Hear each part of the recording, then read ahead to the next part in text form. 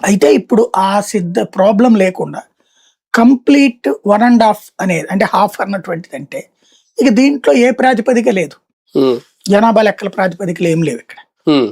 ఆటోమేటిక్‌గా మొత్తం సీన్ మారిపోయింది. ఇప్పుడు అందుకనినే ఈనాడు, జ్యోతితో సహా ఏ పేపరు దాన్ని తప్పు పట్టట్లా. అవును. హ్మ్. ఒక్క రేవంత్ రెడ్డి నిన్నేదో హ్మ్. తెలిసి తెలియని మాటలు మాట్లాడాడు తప్పించి ఓవరాల్‌గా ప్రతి ఒక్కళ్ళు హర్షిస్తున్నారు. అవును. దక్షిణాదికి ఒక పెద్ద సంతోషకరమైన వార్త ఇది. ఓకే. హ్మ్. ఎందుకంటే దక్షిణాది రాష్ట్రాలకు అన్యాయం జరుగుతది.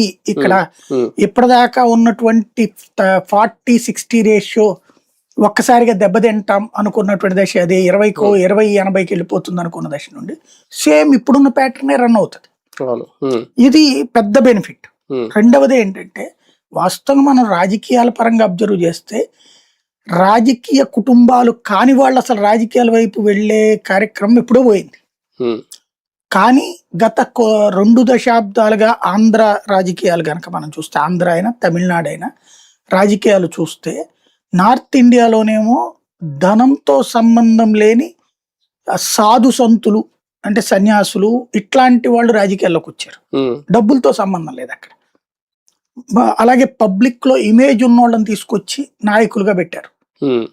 ఒకప్పుడు మన రాష్ట్రాలు అట్లాంటివి ఉండే ఇమేజ్ ఉన్నటువంటి వాళ్ళని తీసుకురావడం. హ్మ్. హ్మ్. ఇప్పుడు ఐపీఎస్